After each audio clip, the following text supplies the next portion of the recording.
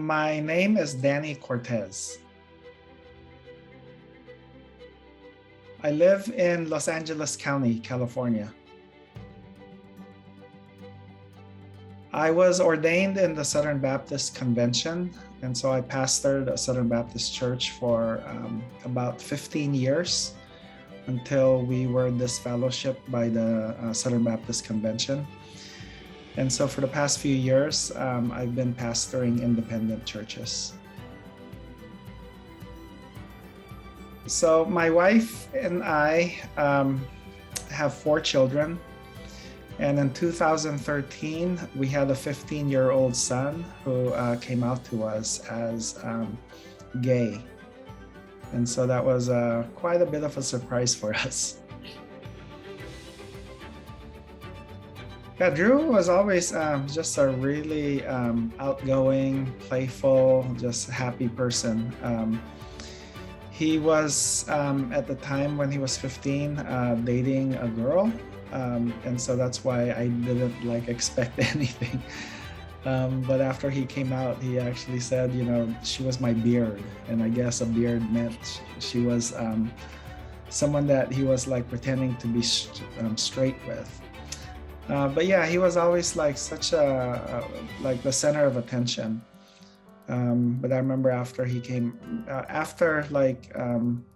out, unfortunately, this religious community we were a part of pretty much started abandoning him, and he was left isolated. His best friends walked away from him, and so yeah, that was a really hard process, and just watching that unfold.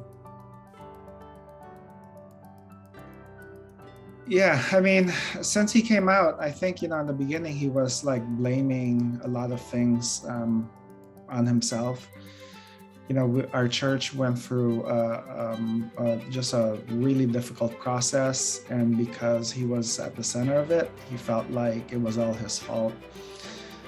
But I think that process, and our coming alongside him and telling him, Drew, this is not your fault.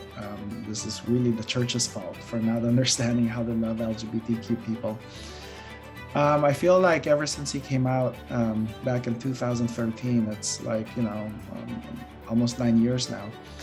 He's become so much stronger. He's become such a fierce advocate for all things related to justice. And he has just become such this incredibly strong person and now unafraid to speak for himself. Remember before, he was so timid, he was so shy, he was so afraid almost. But now it's we can't keep him from being quiet. He's he will speak his mind and he'll stand up for himself. And I'm just so proud of him and just what he's become. Coming from a very conservative background, our family was very traditional. I was the head of the home. My wife was the wife that was supposed to be submissive to the husband. A lot of things changed, after my son came out. We started thinking about all the problems with patriarchy, along the problems of sexism in the church and all of that.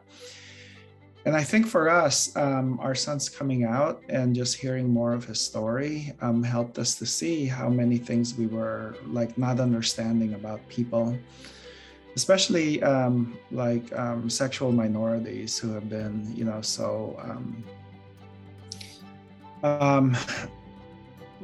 not understood. And I think as we started paying more attention to his journey, and him being very vocal about some of the trauma that he experienced in conservative, Christian spaces, we began to see that we were actually perpetuating a lot of the harm, through the way we were raising him, through the way I was even teaching as a pastor. And so I like to say that, our son helped open our eyes. And, it's kind of reverse, right? A lot of times it's the parents that are supposed to teach the kids. And so what we found, my wife and I, is that our relationship to our child began to change, and that we had to humble ourselves and become more aware that we were in the wrong. We were the ones that weren't parenting well. We weren't loving our child the way, he needed to be loved, and there was a lot of adjustments that needed to be made.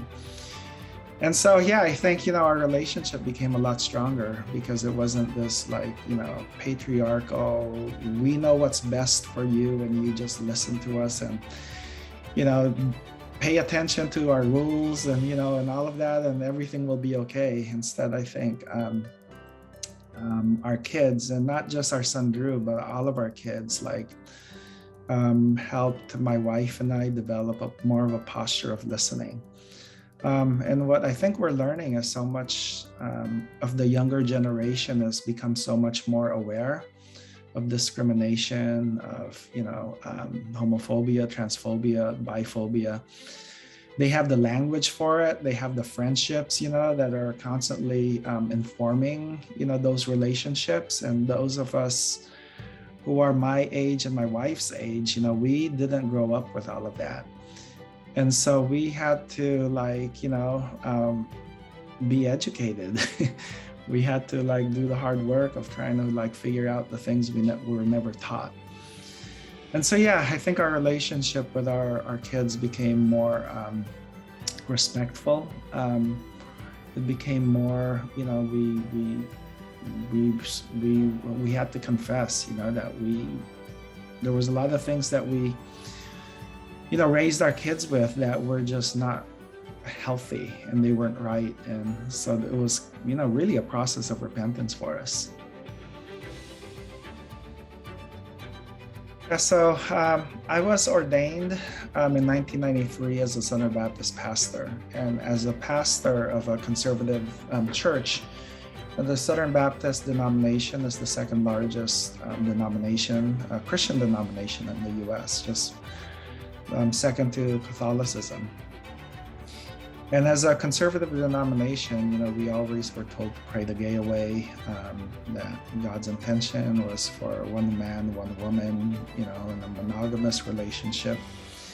And so whenever someone in my church came out, we were always, trying to get them to change or get them to stay celibate.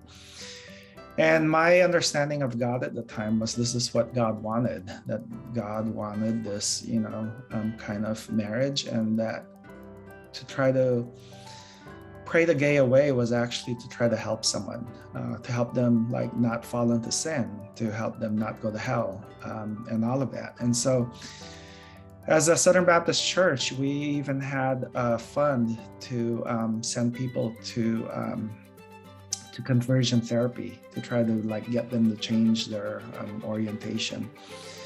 But I kind of started figuring out early on that the people who were coming out to me, LGBTQ people, weren't changing at all. In fact, they were getting worse. There was suicidal ideation, there was self-harm, there was just a lot of depression, sadness, anxiety, panic attack. And I felt as a church, we're supposed to be helping people, but why is there one segment in the church where we're literally making them worse? And they got me really questioning why, if we're supposed to be helping people, why is it that every single LGBTQ people in our church doesn't seem to be served by our church? And so, I started coming alongside a lesbian college student more closely, and she was asking me to hold her accountable, to be celibate. After about a year, she said, "Danny, I can't do this anymore. I think, God changed, I've changed my mind. I think God accepts me for who I am." And she actually left our church with one of the other women at our church. And I was like, you know what? Why do you have to leave? Why can't you stay? And I knew the answer. And they told me, Danny, you know why we can't stay. We wouldn't be allowed to teach Sunday school again. Our relationship wouldn't be affirmed. But I did have a deep care for them. But they challenged me and they said, "Danny, we know you've been waiting to study like the theology around same-sex relationships for some time. Will you finally like, you know, devote yourself to it? And so I accepted it. I said, yes, I will like read every book. I will do everything I can. And so I like accepted the challenge. And I went to the university I graduated from. I looked up every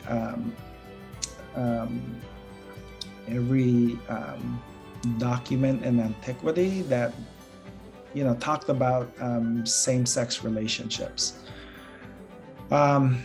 And I remember just feeling like overwhelmed and realizing that, you know, our understanding of homosexuality is so different from what it was back then. And then I started diving into the scriptures more and just realizing that, you know, I think we misunderstood, you know, this sacred text of ours. And especially getting to know more people in the LGBTQ people who left the church that were like really harmed and traumatized. And just putting all those pieces together, it took about 5 years, but I got to the place where I remember I was at the beach and I was telling myself, or a thought came in my head, I don't think I believe what I used to believe. I think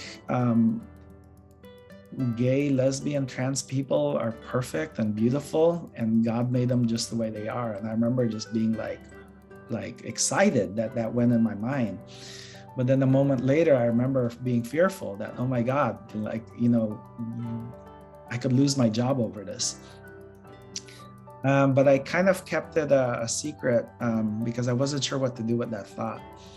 But there was about maybe 2 weeks later where I was in the car with my son Drew, who again was 15 years old at the time. And there was a song on the radio that came on that was very gay affirming. And I asked my son, Drew, who sings this song?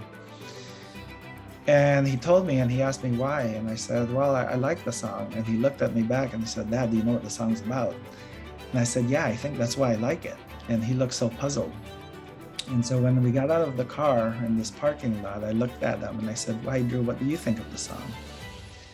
And he looked back at me and he said, Dad, I'm gay. And I was like, wait, what? I had been like, and I told him, Drew, you know, I've been like studying about this for the past like 5 years. I've been going to West Hollywood and had all these books, you know, in our house laying around. And he said, Dad, it wasn't about you. It was about me. I felt like if I had confessed to you, I would have given up because, Dad, I don't want to be gay. And that, like, you know, caused me to like really think more about my own faith and why is it that my son isn't accepting himself. And so he finally came out to the rest of the family, my wife, later that week. And then I remember, you know, he has 3 other siblings and all 6 of us were in the car. And he said to us, I'm so glad that I'm finally out. But I want you to know that if there was a pill that someone could give me that could take away my gayness, I would still take it. I remember just listening to him, like, you know, share openly about what he was going through. And something about it bothered me, so that the next day I went up to him when it was just me and him. I said, Drew, I've been thinking about what you said. I want you to know that if there was a pill that I could give you that would change who you are, I wouldn't give it to you. Because Drew, this is who God made you to be. You're beautiful, you're perfect just the way you are, and I love you for who you are. And when I said that to him, you know, we embraced, and I remember thinking, this is the first time I've ever spoken to a gay man where I felt like I wasn't pronouncing death on him. That I was actually like saying something that was actually supportive and, you know, allowing my son to live. And that really like became a turning point for me. Like, you know, it caused me to think that this is what God would say to every LGBTQ person. And so, yeah, it like really changed my idea of God, and it just made me like realize that I have been harming every single person who has come out to me in this church. And so it caused me to like write a letter to every person that I could think of that ever came out to me, like in the past 15 years.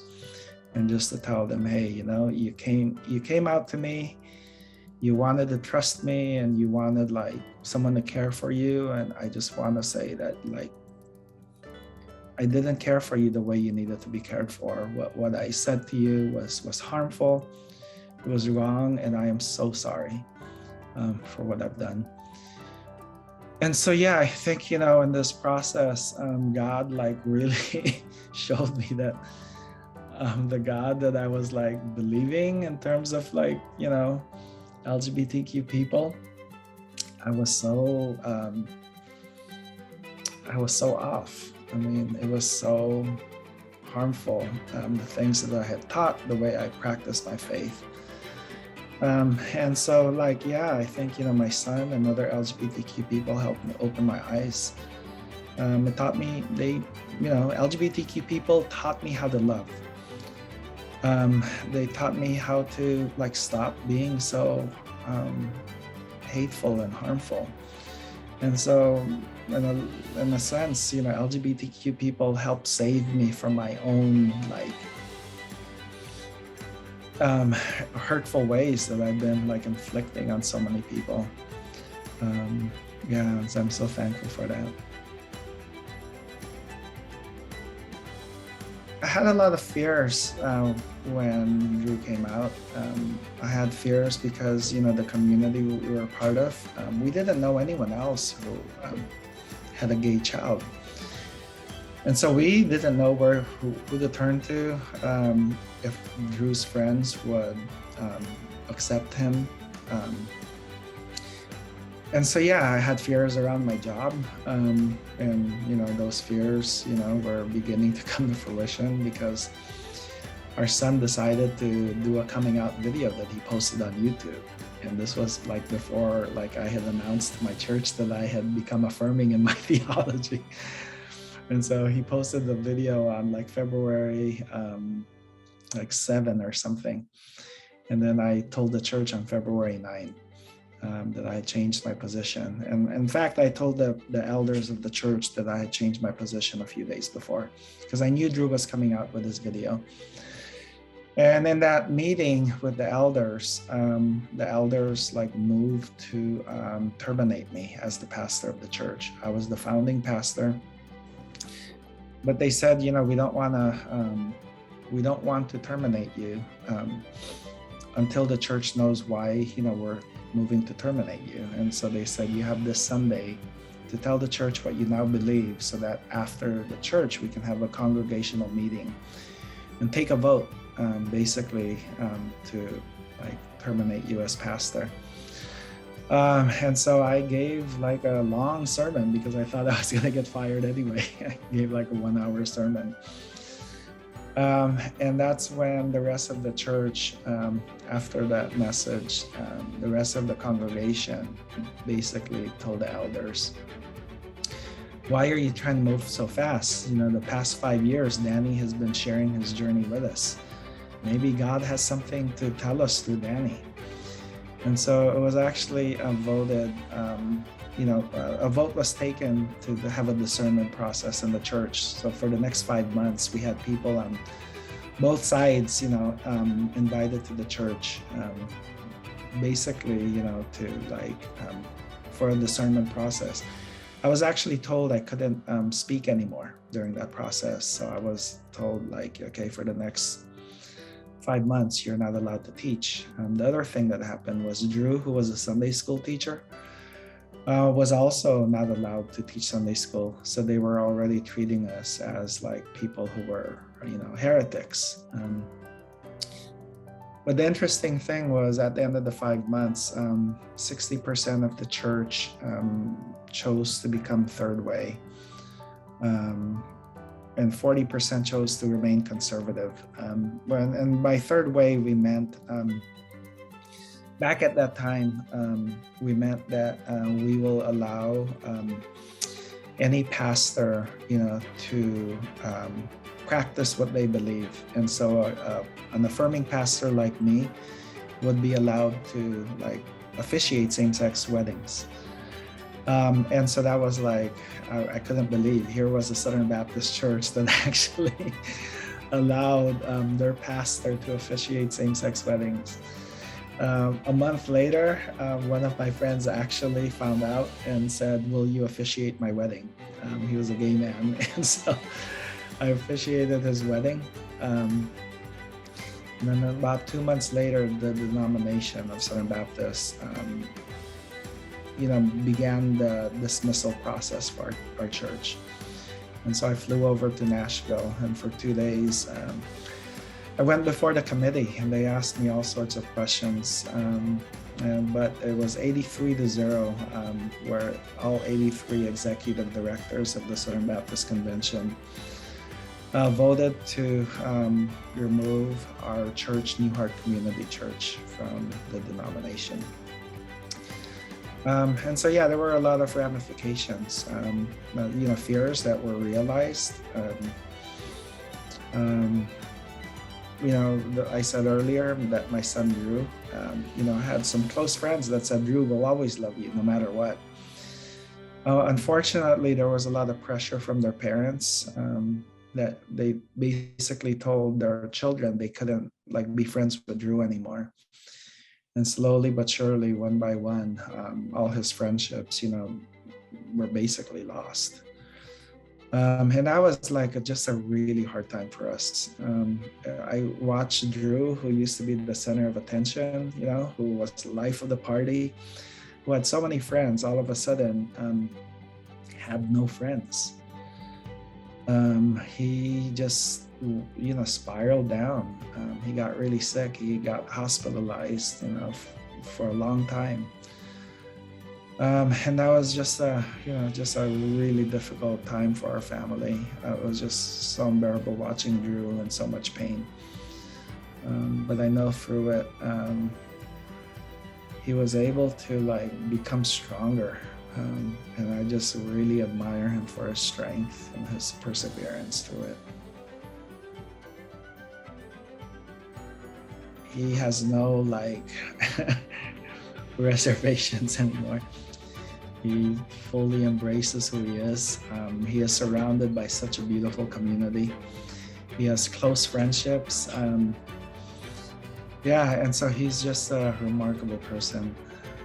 Just really thankful for him. My son Drew wanted to go to a Christian college still. So he went to Seattle Pacific University. And during that time, he's continued to experience, a lot of homophobia, and just got him to question so much of, what he was raised to believe. And he told my wife and I that he no longer identifies as Christian. And it's a decision we totally respect. We totally understand. And that doesn't change, anything in terms of our admiration and respect for him. Since my son came out in 2013, there's a lot of things I think I could have done better. I think, because I was so shell-shocked by so many people walking away from us, Drew's friends, our best friends, no longer speak to us. There was a lot of, church leaders that I had looked up to that, were mentors of mine. And I remember just being so surprised by how much attention we were getting nationally. That I chose to remain silent when I could have been speaking up more. And I think I would have been more vocal as an ally. If given another chance, I would have not been so concerned about hurting people's feelings, of rocking the boat, because I think this is so important that we need to speak the truth. and we need to be like able to share what we can. The other thing I think that I'm still trying to process actually is I think one of the things in terms of trying to understand what it means to be a good ally is trying to understand like my role in this conversation, and like how do I stay in my lane and not center like myself in these conversations. And so there were there's times where I think I could have done a better job in that, in trying to elevate LGBTQ voices above my own. And so, yeah, I think I like now have tried to remain. And so this is kind of a side thing. I think there are too many cis heterosexual men, especially, who are trying to use what's happening now to create fame for themselves. um, and so they're writing books, about this and everything. When I'm like, I think we need to pay attention to LGBTQ people more than we do cis hetero people. And so I feel comfortable like staying in my lane as a parent, having this conversation with you, because like, I'm a parent of an LGBTQ child. And I think it's important for parents to learn from other parents. And so I think this is like an important conversation that like, we can have here. But I think a lot of times people are still so used to paying attention to authority figures in the church who are cisgender heterosexual men. And it's time that the church learns to like center the voices of marginalized people more and hear their stories above what we've been so accustomed to. And so, yeah, I think, that was like a learning process for me that I wish I knew more of back then. I think the best thing my wife and I did was to listen. We were very cautious to like preach at our son, to give our son advice even. And I'm glad we did that, because I remember hearing a story of a gay man who I think was around 60 years old when we were talking.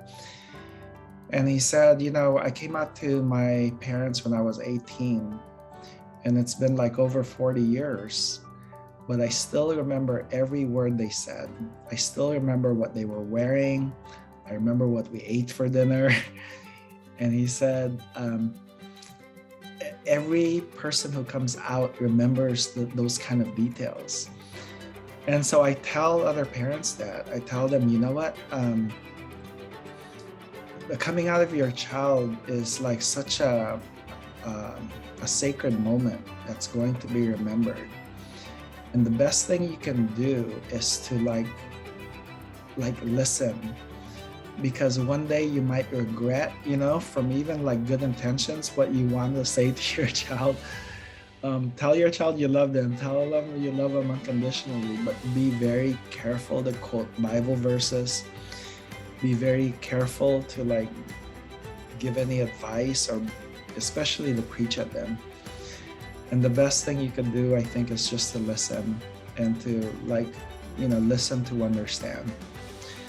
And if there's anything that you are like having to process, find another parent who has been on the road longer than you, and process it with that parent, because there's a good chance that you will say something that will be very hurtful for your child. You might not intend it, but a lot of times our speech, takes the form of microaggression, and it could be very hurtful to our child. And so listening, be present,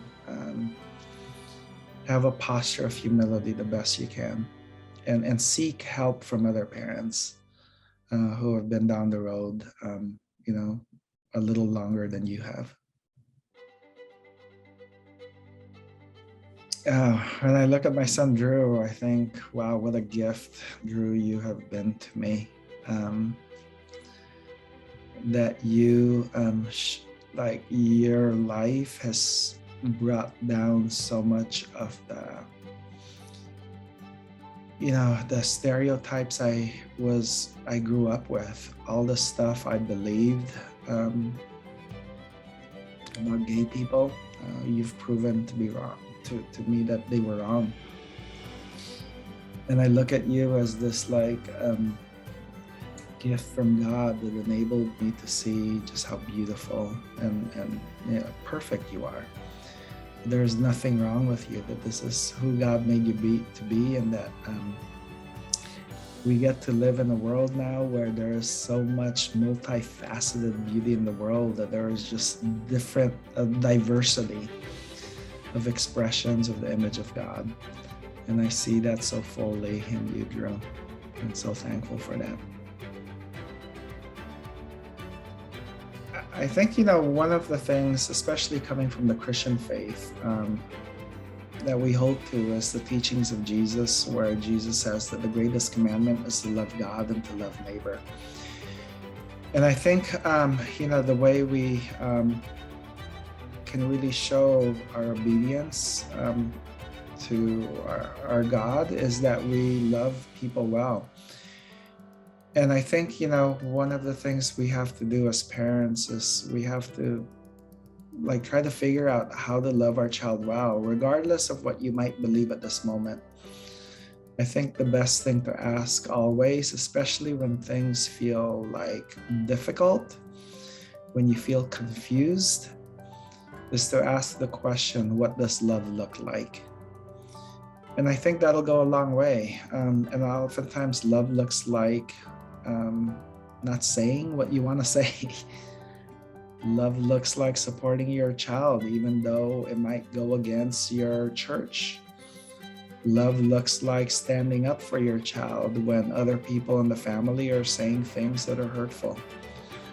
And so, one of the things I think, I think we can always ask ourselves is, in this difficult, confusing time where I'm still trying to figure things out, I might not have my theology all put in place, but I can at least ask the question, what does love look like right now? What action or words can I say that will allow my child to thrive, to flourish? Because that's what love looks like.